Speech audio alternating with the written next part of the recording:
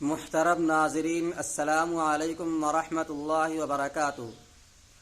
حضرت ابو ہریرہ رضی اللہ تعالی عنہ بیان کرتے ہیں کہ جناب نبی کریم صلی اللہ علیہ وسلم نے ارشاد فرمایا کہ فرشتوں کی ایک جماعت راستے میں گھومتی پھرتی رہتی ہے۔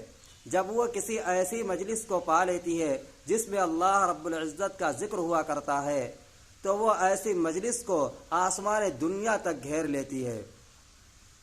پھر اللہ رب العزت سب کچھ جاننے کے باوجود پوچھتے ہیں کہ اے فرشتوں، میرے بندے کیا کر رہے ہیں؟ تو فرشتے جواب میں کہتے ہیں، اے اللہ رب العزت، یہ لوگ آپ کی یاد میں مشغول ہیں، آپ کے ذکر و اذکار میں مشغول ہیں۔ پھر اللہ رب العزت فرشتوں سے پوچھتے ہیں، یہ بتاؤ کیا ان لوگوں نے ہمیں دیکھا ہے؟ تو فرشتے جواب میں کہتے ہیں، اے اللہ رب العزت، ان لوگوں نے تو آپ کو نہیں دیکھا ہے۔ پھر اللہ رب العزت کہتے ہیں، یہ بتاؤ اگر یہ ہمیں دیکھ لیتے تو ان کا کیا حال ہوتا؟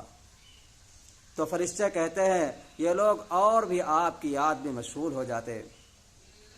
پھر اللہ رب العزت فرشتوں سے پوچھتے ہیں، یہ بتاؤ یہ لوگ مجھ سے کیا چاہ رہے ہیں؟ تو فرشتے جواب میں کہتے ہیں کہ یہ لوگ آپ سے جنت کے طلبگار ہیں، یہ لوگ آپ سے جنت مانگ رہے ہیں۔ تو اللہ رب العزت فرشتوں سے پوچھتے ہیں، یہ بتاؤ کیا ان لوگوں نے جنت کو دیکھا ہے؟ تو فرشتے کہتے ہیں، اے اللہ رب العزت، ان لوگوں نے جنت کو تو نہیں دیکھا۔ تو اللہ رب العزت فرشتوں سے کہتے ہیں، اگر یہ لوگ جنت کو دیکھ لیتے تو ان کا کیا حال ہوتا؟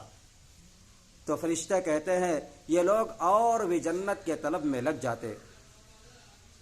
پھر اللہ رب العزت فرشتوں سے کہتے ہیں، یہ بتاؤ یہ لوگ کس چیز سے پناہ مانگ رہے ہیں؟ تو فرشتے کہتے ہیں، یہ لوگ جہنم سے پناہ مانگ رہے ہیں۔ پھر اللہ رب العزت فرشتوں سے پوچھتے ہیں، یہ بتاؤ کیا ان لوگوں نے جہنم کو دیکھا ہے؟ تو فرشتے کہتے ہیں، اے اللہ رب العزت، ان لوگوں نے جہنم کو تو نہیں دیکھا۔ پھر اللہ رب العزت فرشتوں سے کہتے ہیں، اے فرشتوں، تم لوگ گواہ رہو، ہم نے ان سب کی بخشش کر دی۔ پھر ایک فرشتہ کہتا ہے، اے اللہ رب العزت، اس میں ایک شخص ایسا ہے جو اپنے کسی غرض سے آیا تھا، اس مجلس میں بیٹھنے کے لیے نہیں آیا تھا۔